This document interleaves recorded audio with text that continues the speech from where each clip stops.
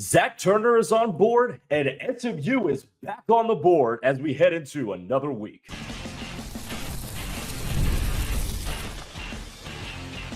You are Locked On SMU, your daily podcast on the SMU Mustangs, part of the Locked On Podcast Network, your team every day.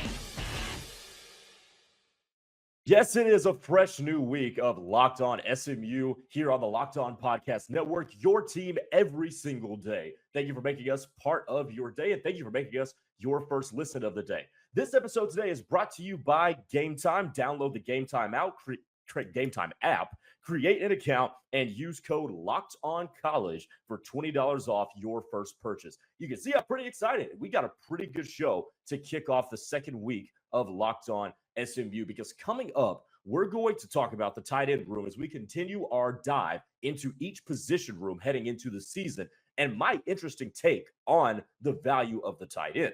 We're also going to look at SMU's future as it pertains to new legislation going through Congress right now. No, we're not going to talk about the House bill specifically, but we are going to talk about one misconception, I think, that is getting thrown around about SMU as it pertains to what the bill could bring. So that'll be at the end of the show. Stick around for all of that. My name's Grayson Singleton. Let's get started with Zachary Turner. Three-star wide receivers and tight end Zachary Turner from Duncanville has committed to SMU. He did so on Saturday night. Now, what does that mean for SMU in a macro perspective? Well, number one, it means that SMU now has its 20th commit in the 2026 cycle. Now, as of this taping, Rivals on 3 still has SMU as the 21st ranked recruiting class in the country for the 2026 cycle. That might change by the time you see this video. So keep that in mind in case the information gets updated. But right now, 21 in the nation with 19 commits, not including Zach Turner, who committed at about 7:45 p.m. on Saturday night. Zach Turner's a really cool prospect because even though he's a 3-star, and by the way, a highly graded 3-star, so I wouldn't be shocked that by the time he enrolls with SMU or signs with SMU even, if he gets his 4th star. So he's right there on that borderline territory.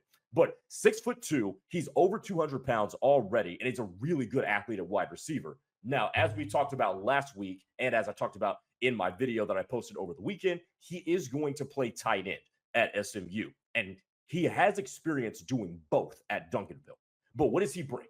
Well, big frame, big catch radius. We can get that out of the way with just the measurables. About 6'2". Sometimes people have him listed at 210. Some have him listed as high as 220, but he's somewhere in that 210 to 220 range. He also is a really silky route runner, so he moves really well and really smooth for how big he is.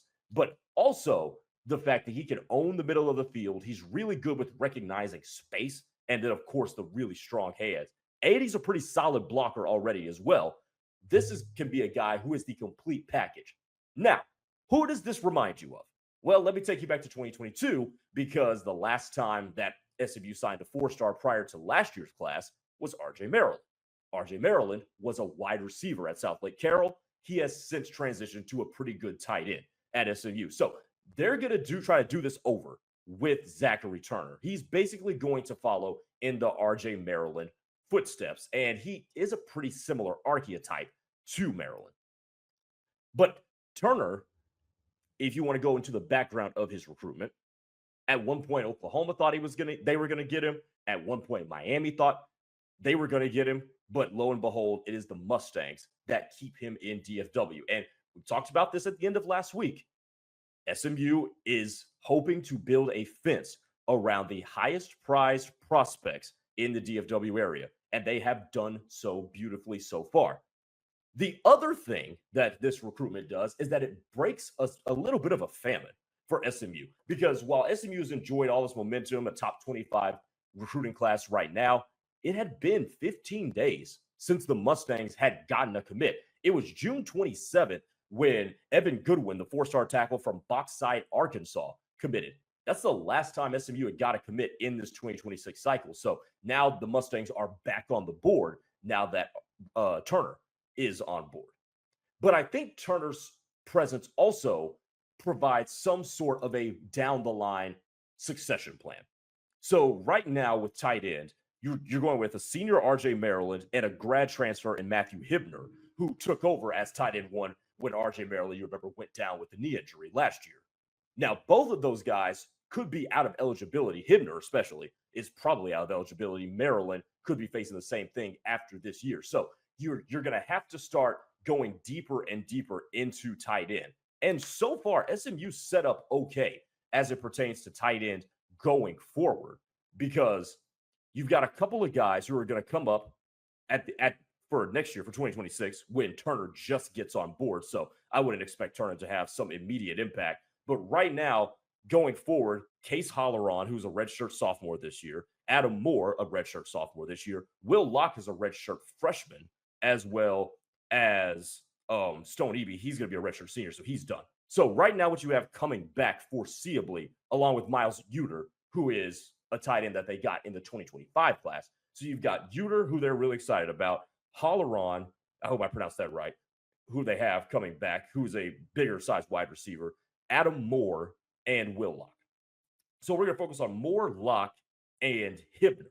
Or not Hibner, Uter going forward. I'm sorry, they're right there, right next to each other in the roster.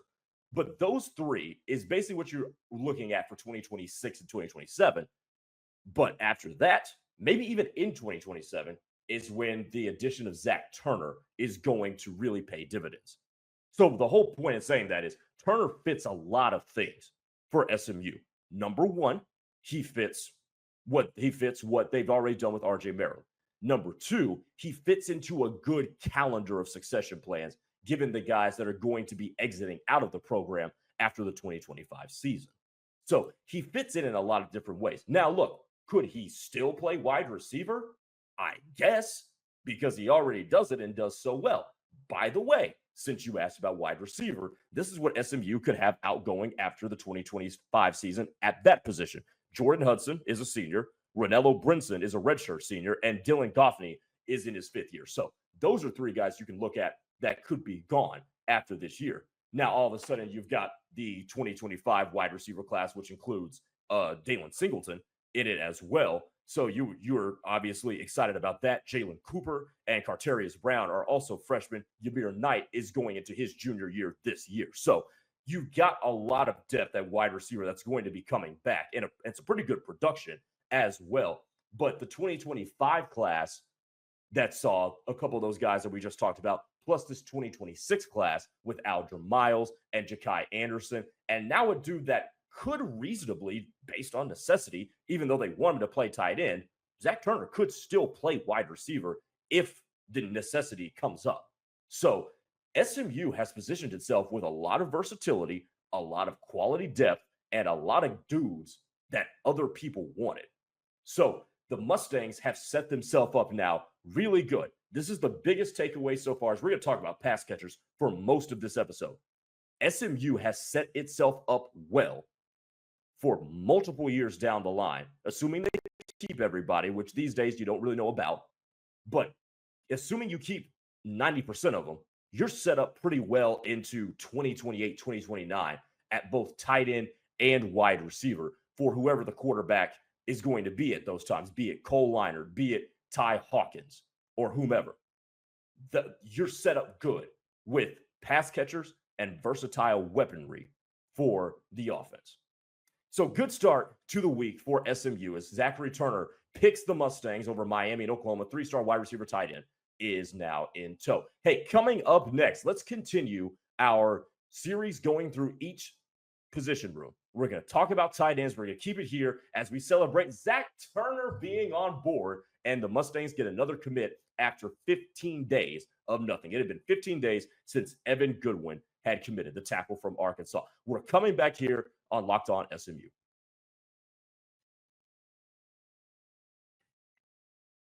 This episode today is presented by Gametime. We've all been there, logging on early and waiting forever for concert tickets to go on sale, only to lose your spot for a show you've been dying to see. Kind of sucks. Live music should be about making memories, not dealing with the stress of ticket shopping. And that's where Gametime comes in. Gametime makes getting concert tickets faster and easier than ever. Prices actually drop as it gets closer to showtime, and you can save up to 60% with their killer last-minute deals. Oh, by the way, have you ever wondered when you buy tickets what the view from the seat is actually going to look like before you buy it? Well, this is my favorite part of the Gametime app. I just used Gametime last weekend to buy tickets to a baseball game, and I was able to pull up exactly what the view from the seats are going to look like. So if you're taking a special someone, if you're taking your kids to an event or a concert, use the Gametime app because you will be able, with their panoramic seat view, to see what your view is going to look like, so there are no surprises. Take the guesswork out of buying concert and show tickets with Gametime. Download the Gametime app, create an account, and use code LOCKEDONCOLLEGE for $20 off your first purchase. Terms apply. Again, create an account and redeem code LOCKEDONCOLLEGE for $20 off. Download the Gametime app today. Last-minute tickets, lowest price, and it is always guaranteed. All right, welcome back to Locked On SMU. Thank you for spending part of your day with me, and thank you for making us your first watch and your first listen of the day. Again, I'm Grayson Singleton. That right there is my Twitter handle at Gray_Singleton2. Been enjoying the early interaction that I've gotten with all of you on social media and in the YouTube comments as well.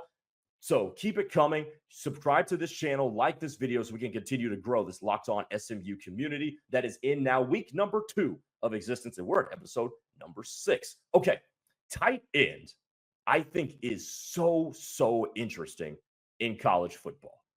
I'm going to set up the background of SMU and what they've got going on in the tight end room coming into 2025, but I've got a really interesting take on the value of tight end, and I think the past couple of national champions will certainly prove that. So let's talk about what SMU has coming back. Well, we all know the main cast of characters: R.J. Maryland, Matthew Hibner. R.J. Maryland had looked like he was going to break out in the 2024 season, then went down with a knee injury. Okay, cool. Missed the rest of the year. Matthew Hibner stepped in and performed really well. Between the two of them, they ended up with about 800 yards receiving, give or take, which is really solid production from a college tight end. So between Hibner and Maryland, you've got a lot to work with at tight end.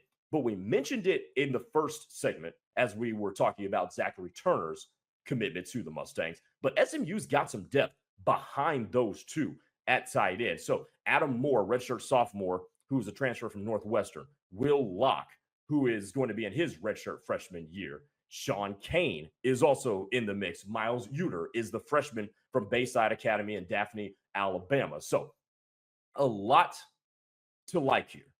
Uter is a guy as a freshman that the staff is pretty excited about. And you've got depth that has been in the building as well behind Maryland and Hibner. So that's what you have at tight end in terms of a list of the roster going into 2025. Why do I think this is going to help SMU a ton? Well, if you go back to the last few national champions, you will see a lot of really good tight end play. Now, let's take Ohio State out of the picture, but I'm going to come back to the 2024 season in a second.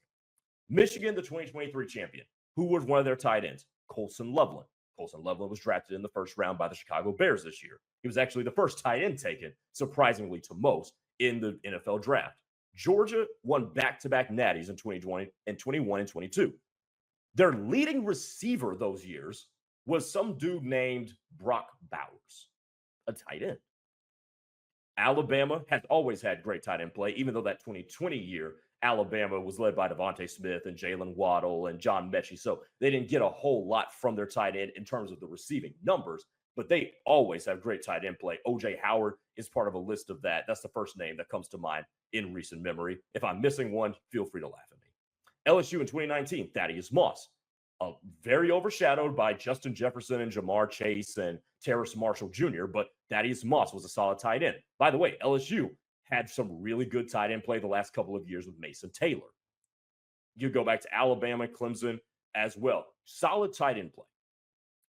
Here's why you should get so excited about SMU's offensive potential because of the presence of solid tight ends.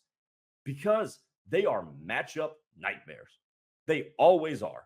Now, is R.J. Maryland and Matthew Hibner as good as Brock Bowers? 100% of football fans would say no. That's just the reality. But can they present the type of mismatches and the type of matchup nightmares and the ability to create disadvantages for the defense? Absolutely. RJ Maryland's 6'3", 237, and he's a former wide receiver. The dude can move, the dude can run routes, and the dude is big. Matthew Hibner, the same could go for him as well. These are dudes that can be security blankets. And for a guy like Kevin Jennings, by the way, which I think the way Kevin Jennings plays, a tight end is so critical to him.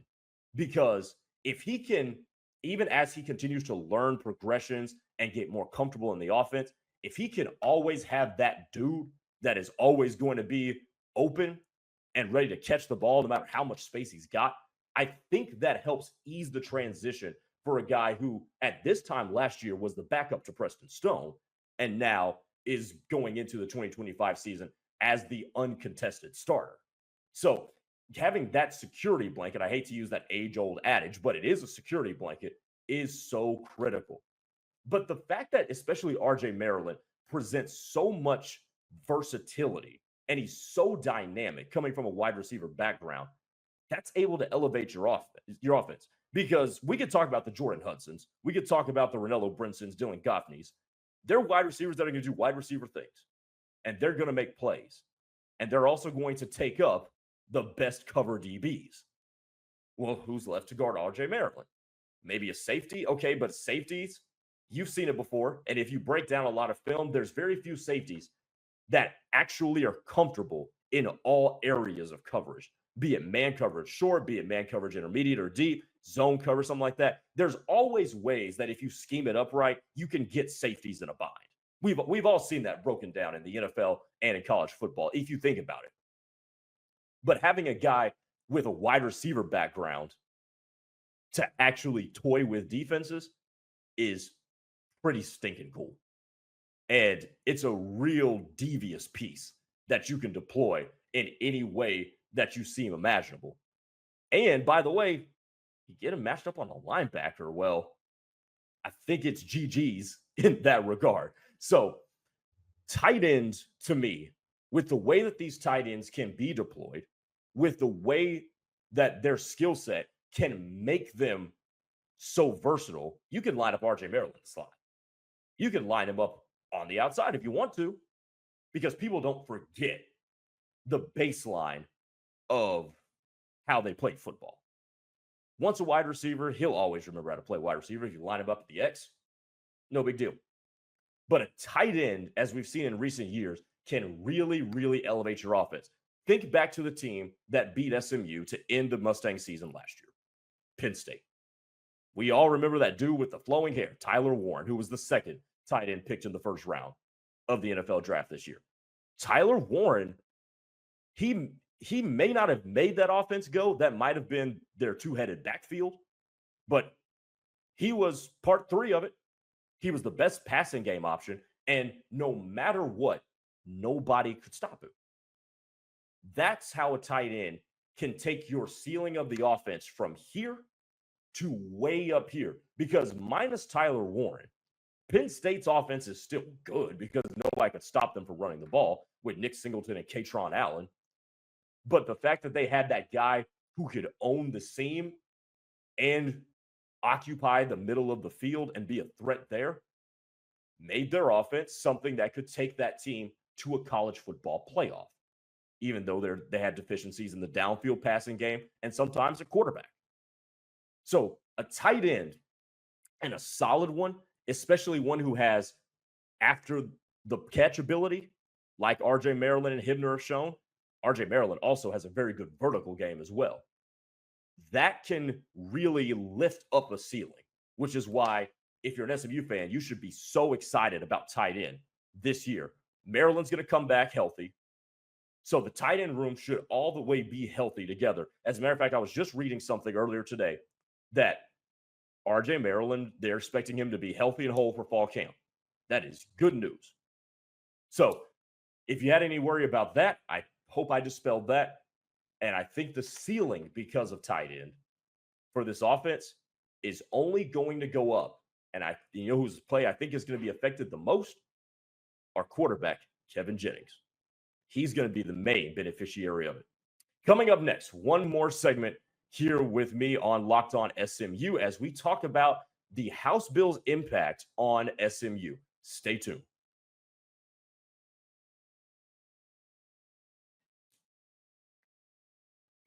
One more segment here to go on a Monday edition of Locked On SMU on the Locked On Podcast Network, your team every day. I'm Grayson Singleton. Remember, follow me on Twitter, Gray_Singleton2. I love to interact with all of you guys. Love to interact with you guys on the YouTube comments. Okay, I'm going to start this segment off with a question.